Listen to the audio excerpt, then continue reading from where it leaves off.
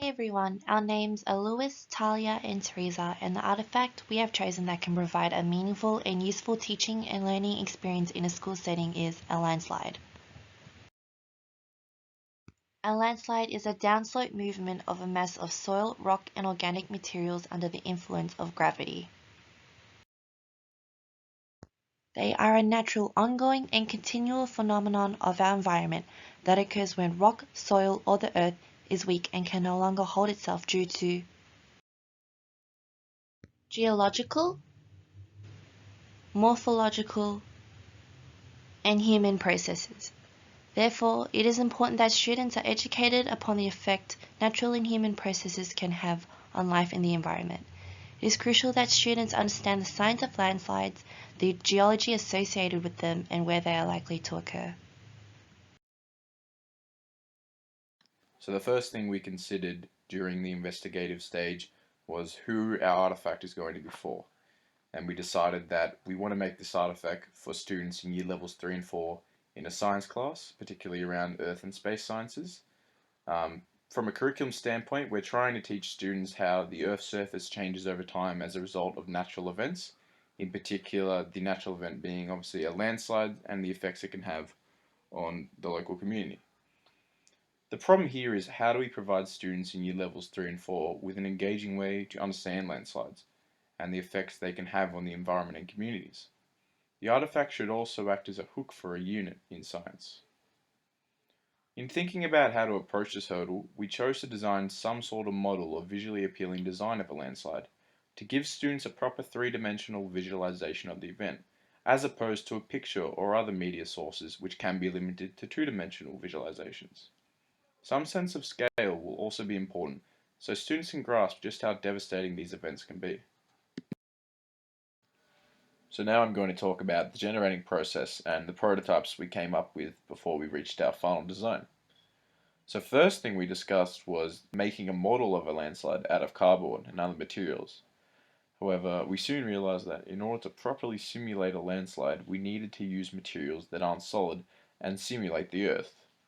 We considered making a design out of actual modern Earth knowing this, as they can represent a scaled down version of a landslide through using the same materials. However, after considering the various sanitary concerns of having mud in the classroom, especially with young children, we decided to go with something more convenient and simple to make that didn't have these sanitary concerns. So what we ultimately decided to go with is to create a chocolate cake that resembles a landslide three-dimensionally. And the reasoning behind this is that firstly, it simulates mud and earth without the same sanitary concerns of making it out of mud and earth. We're not bringing mud into the classroom with young children around. And secondly, it's easy to prepare. You can bake a cake in, a couple of hours beforehand. And lastly, it still acts as an effective model for the class, whilst also providing an engaging reward for students who behave and complete their work. The teacher can say at the beginning of the class that students who behave well and are engaged can have a slice of cake at the end.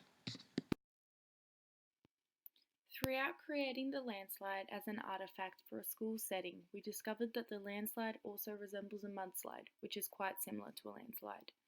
The landslide shows the cake sliding similar to a landslide falling throughout the disaster.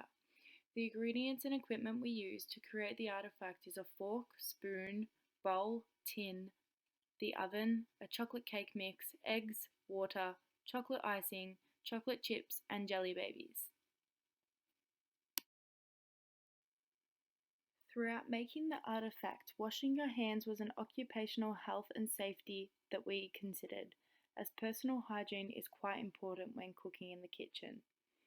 Oven mitts and kitchen towels were also used as personal protective equipment, as when using an oven it can get quite hot. Using a kitchen towel to retrieve the cake was an ideal way to ensure we did not burn ourselves. Making the landslide. Firstly, we got a fork and a tin tray and a bowl. We used canola oil on the tin and we mixed the cake mix into the bowl. We scoop out the cake mix with a fork into the cake tin.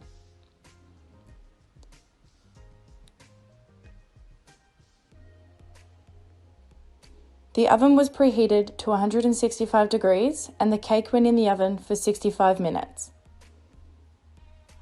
Once the cake was cooked, we let it cool for about 30 minutes. We then put the cake together using icing, and we used the jelly babies to represent town people from the city.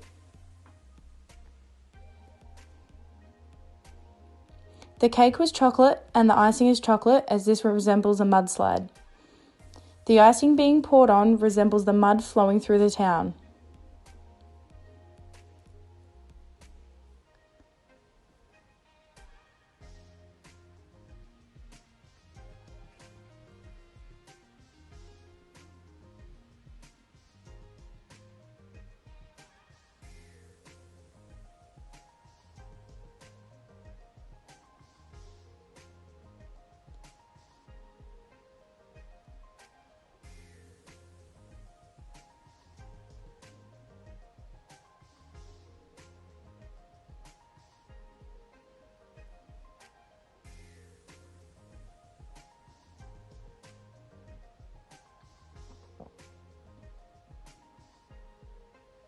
This is the finished product. We've used chocolate chips, jelly babies, chocolate cake, and two types of chocolate icing to represent a mudslide. Thank you.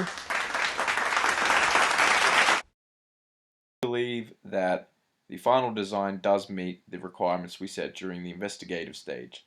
It's visually engaging, it does resemble a landslide through the simulation of mud on earth through chocolate, and a sense of scale is given if we assume that the jelly babies in the cake are people. These things can be very large, very destructive. There are some things we need to consider, however. Firstly, we need to consider the children who are allergic to nuts and diabetic, and make sure we find that out beforehand to ensure their safety. And there's also some religious needs we need to consider. Obviously, during Eid, Muslim students will not be able to eat the cake until sundown, so we need to provide them with plastic bags or other means of taking the cake home with them if they want to eat the cake. In the demonstration of what a landslide is, our process of baking a cake and using materials such as icing, jelly babies, and chocolate chips to replicate a landslide is an engaging and interactive method of representing what landslides are for a school setting. When children are involved in hands-on activities through mixing and decorating, students show more willingness to participate and learn in class. Students will display more readiness to gain and recall information that is learned. Furthermore, students are able to be educated upon health and safety standards whilst cooking. If students were shown what landslides are through a video, they are less enthusiastic about learning and may not actively listen in comparison to a hands-on activity. However, there may be the issue that particular students may be excluded from the activity. This can be due to allergies or certain health and safety reasons that students' parents have. Therefore, particular students will not receive equal education as other children. These students may risk the chance of having confusion or misunderstandings based on landslides. Another method that may be used to create a landslide is out of a container, sand or soil, rocks, water, and little plants or houses to represent the environment. Although this method is more likely to go to waste than the cake landslide, this method may be more effective for teachers who have students with allergies and specific health and safety reasons. Materials that are used for this method of creating a landslide are cheaper and more accessible for teachers. However, the idea of cooking is a lot more exciting for students. In order to properly prepare the artifact to be used to consume in a classroom setting, it should be made the night before. This is a very important step, as any later in the cake will likely be rushed and or not done on time. And any earlier and the cake could lose its structure in representing a landslide, as well as the quality of the cake dropping off. It could become dry quickly as the center of the cake is open to the air. In using this artifact in a classroom, it should be introduced to students at the beginning of the class in order to act as a hook, as students will be challenged to think about what it represents. Motivation for learning and behavioral management can also be assumed through offering students who behave well a piece of the cake at the end of the lesson. Landslides occur when the earth, rock, or soil has been weakened or fractured and it can no longer hold itself. Therefore, the result of a disastrous downslope movement of rock, soil, and organic matter falls down onto land. In the assistance of preventing the occurrence of landslides, there are both temporary and permanent methods and also technology that is used today to help avert landslides. As a temporary solution, sandbags can be utilized to prevent a landslide, especially for protecting property. Sandbags that are filled with gravel allows water to seep through the sandbags, however, prevents soil from traveling. One of the easiest, quickest, and most cost-effective methods of preventing a landslide is to vegetate the slope. This helps promote and hinder the stability of the slope as it removes water from the soil. The roots of trees and other plants add strength to the soil, giving it structure to prevent a landslide from happening. However, in the prevention of larger and more threatening landslides, there has been technology built that enables us to locate where they are, assisting us in controlling and preventing them from occurring. Light detection and ranging technology provides the world with an efficient means of revealing landslide risks. It is a laser-based technology that actively sends light energy to the ground. The pulse from the light energy hits the ground and returns to the sensor, allowing geologists to accurately locate where landslides are.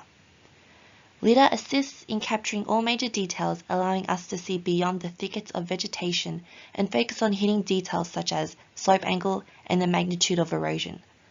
Once it has found a landslide, LiDAR has the ability to look at the landslide's history and provide clues to the landslide's makeup. This makes it an extremely valuable tool in the assistance of mitigating natural disasters.